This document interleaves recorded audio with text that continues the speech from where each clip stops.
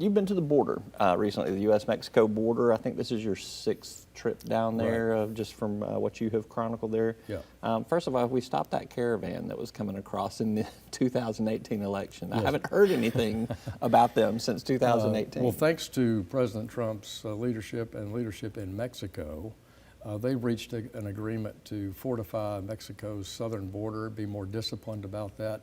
And America's also done a lot of training of Border Patrol in Guatemala, Honduras, the Salvador area, and reapplied that money. So this idea of these caravans, I think, are somewhat diminished. We'll see when it gets a little warmer weather. What I found in Arizona was cooperation from the largest Indian tribe right on the border. The Tejanos have 2.3 million acres, about 67, 68 miles of border. They're working with Customs and Border Patrol on technology, and they've allowed them to have 2 forward operating bases right off the border. Is that an area where there could be a border wall built? And Could then be, if and there was it's- eminent domain taken, or Correct. Well, they would have to do, it would have to be you could use eminent domain, but I think with an Indian nation, it would be collaborative. Mm-hmm. So the Indians don't want a border wall there because they believe their heritage lands extend on both sides of the border, so they'd like to have more egress. But they've been very cooperative on technology and manpower and parallel road systems. So they've attempted to come a compromise because they don't want what they have, which is human smuggling and drug smuggling coming across their reservation lands. Yeah, one of the pictures that you posted showed a tunnel under the land there, I think, that went across the border. I'm not sure if it was in Arizona, but it was one of the pictures you posted from your trip. If we build this border wall, aren't people just going to dig underneath the border wall?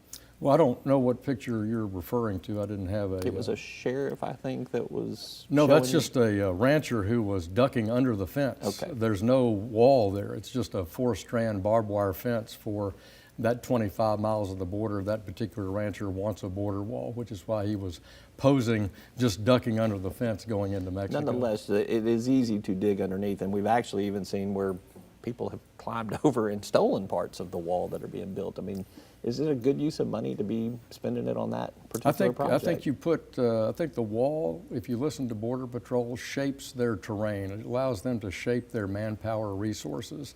And there is no one-size-fits-all solution to physical border security. Technology with these integrated towers that can see 30 miles through camera technology and communication technology, plus wall, plus patrols, plus this parallel road system. All this has to be used, combined with proper manpower and coordination with local officials. So sure, there are places where the wall is very helpful, particularly in urban areas. But there are places where technology is really helpful too. I'm still confused as to who's paying for that wall, Congressman. Is it Mexico paying for that wall, or is it the U.S. paying for that wall? Yeah, well, I think the U.S. is paying for most of that wall. I think so too. You also, in your financial services role, you have, I think you guys had the Federal Reserve Chairman, Jerome Powell, in this past week or so. You expressed some concerns about the digital dollar. I think there's a lot of people who don't know what that concept is, and what are you concerned about in that space? Well, last year, I think all Americans noted Facebook had a Libra project where they would use a digital token, essentially a cryptocurrency for Facebook for small dollar transactions.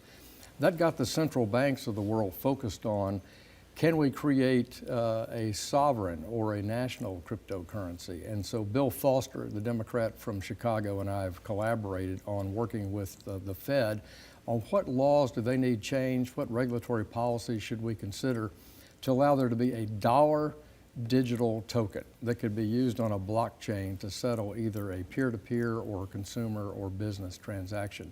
This is the future of the payment system. It's not going to be exclusive to it, but blockchain is going to be a new way to settle payment transactions around the world. I want to see the United States be an innovative leader in that technology. You also quizzed him some on what China is doing with their debt and how that kind of affects world debt. Yeah. Obviously, this is a highly complicated subject, and the fact that the U.S., China owns about a quarter of U.S. debt from the Treasury.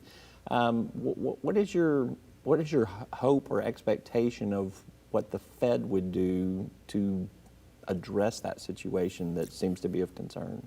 Well, we were talking about systemic financial risks with Jay Powell in his annual testimony, and we were talking about leverage lending and the number of corporate high yield issues that are being issued right now at very low ratings. And so the second thing I brought up, though, was this issue that total bank loans in China are 47% of global GDP. Mm-hmm.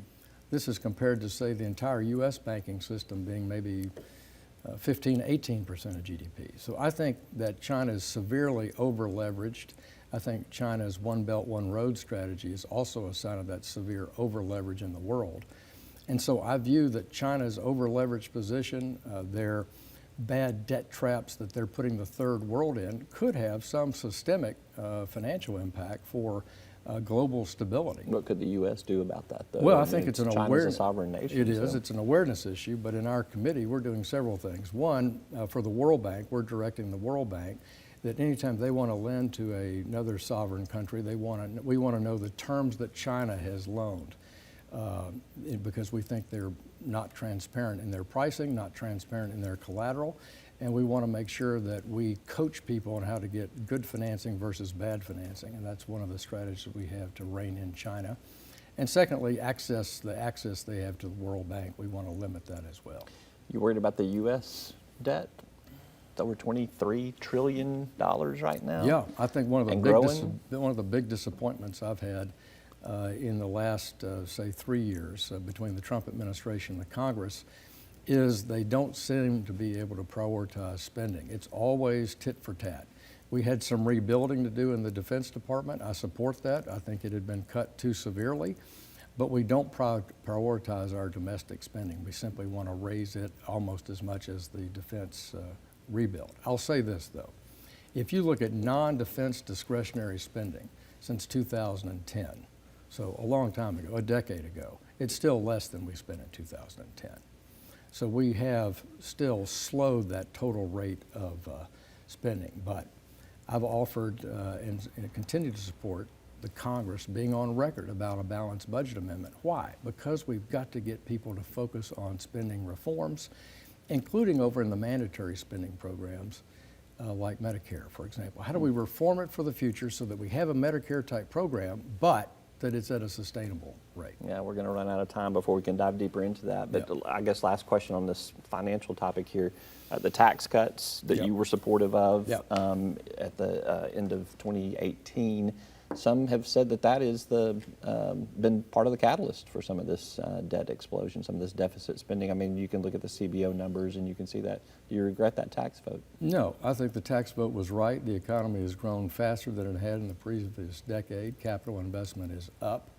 And I think it was a very positive, and it continues to do what we thought it would, which was spur business investment and have large tax increases in revenues in the out years. So I think we'll be pleased we rebalanced our tax system to make America more competitive, particularly in the corporate tax.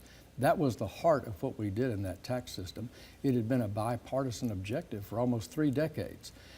Don't double tax American earnings abroad, since 50% of our largest, of the S&P 500, 50% of their revenue comes from abroad. And so it makes them more competitive, which makes America more competitive. Did the tax cuts go into business investment, though? You saw a lot of companies do stock buybacks in terms of public companies. I've seen the numbers. I've looked at the numbers intimately. And business investment in R&D and business capital investment has been at or above its long-run average.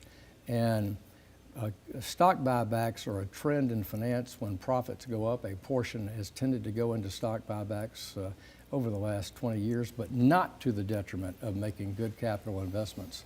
Warren Buffett always says the best investment you can make if your stock is priced, if it's not priced to the market, is take that stock off the market.